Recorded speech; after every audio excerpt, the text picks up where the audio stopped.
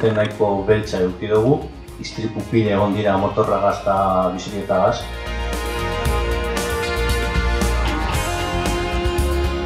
Ni naiz egokiena honetaz hitz egiteko, baina trafiko istripuak sufritu dituzte makina bat pertsona ezagutzen dut. Horietako bat Alaitz Erpila da. Alaitz, etorri gure artera mesede. Kaixo, egunon guztioi. Kaixo Alaitz, egunon.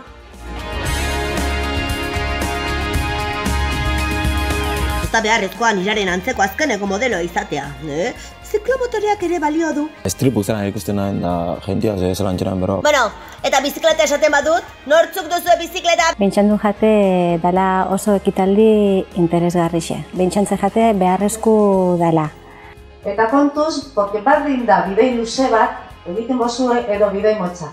Hilda gero, bakarrik gelditzen da oroimena eta argazkia. Kontuz euki birdan, errepiditan eta askotan ez gara konturatzen da, pentsatzen dugu, ezer ez da pasako da, gero, konturatzen zara zelako gauzak alditzen pasada, zelan algatzen, kanbila bizitza edo da, impactatxe dutzu, orduan ja, kanbilatxe dutzu pentsamendua edo. Zuek izango zari bizpahiru urte barru, sokoratzen dugu txora bera, etorkizuneko gidariak, ez da? Interesanti izan da, zena, akzidentik bizitzea lotzura alatu da, jorgatik bueltan ez da omerezi zelan etortu. Alkola, jaia, parranda eta drogak agian kotxearen volantearekin lotzen baditugu, arazo kezkagarriak edo latzak izan ditzazkegu.